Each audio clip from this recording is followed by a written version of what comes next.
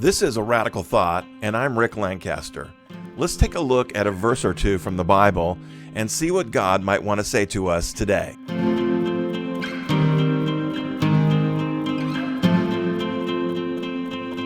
The radical thought for the day comes out of Psalm 3, verse 3, and it reads, "But you, O Lord, are a shield around me, my glory, and the one who lifts my head high." The background for this verse is King David has fled from Jerusalem to escape his son Absalom, who has rebelled against David and set himself up as king. While fleeing from Absalom, David wrote two psalms, this one, Psalm 3, as well as Psalm 63.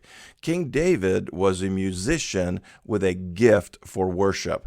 Most musicians will tell you that some of their best songs come during times of distress or times of great joy. It's during some of the most emotional parts of our lives that some of the most radical things can take place in our lives.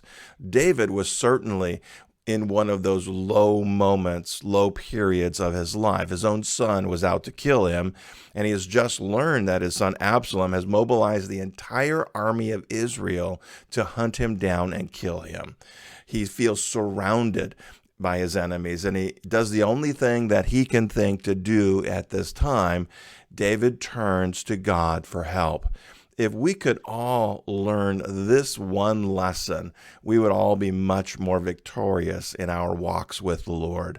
Often we spend too much time fighting our enemies or those we perceive to be our enemies and not enlisting God to help us deal with those enemies on our behalf.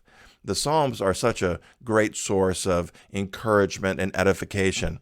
Spending time in the Psalms can give you a tremendous view of who God is and how He wants to work in our lives.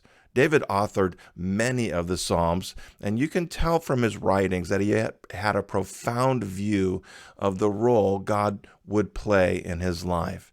Just in this one verse, we see three different ways God was viewed by David. First, David viewed God as a shield around him. David knew God was going to protect him. He knew no enemy could penetrate that shield unless God allowed them to. We also need to adopt that same view of God. He is our shield. Your enemies can beat against that shield all they want, but they cannot harm you as long as you stay behind God as your shield. Second, David viewed God as his glory. David didn't look to his accomplishments or conquests or treasures for glory. He saw God as his glory.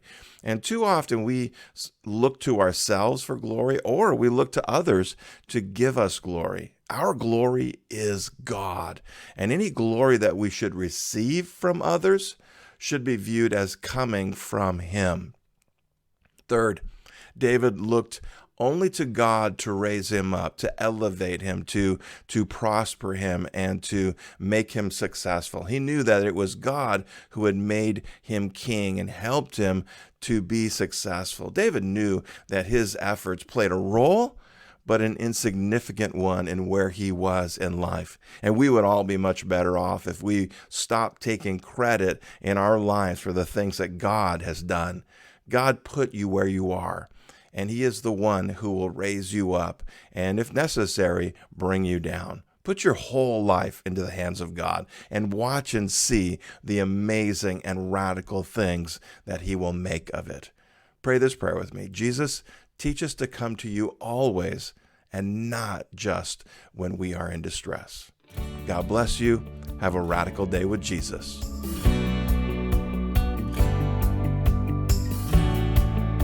Thank you for watching A Radical Thought. The Bible, or Word of God, has the power to transform lives. It's my hope that these brief messages will help you to pause and reflect upon the Word of God and what He might want to say to you or to someone close to you. If you found this video useful, then give it a like and consider sharing it with someone who might appreciate it. You can also subscribe to these messages on YouTube and therefore get them whenever they come out. We would love to hear from you. You can reach us at aradicalthought.com And while there, you can find other resources that will help you to glorify God, bless others, and grow in faith. Until next time, go be radical with Jesus.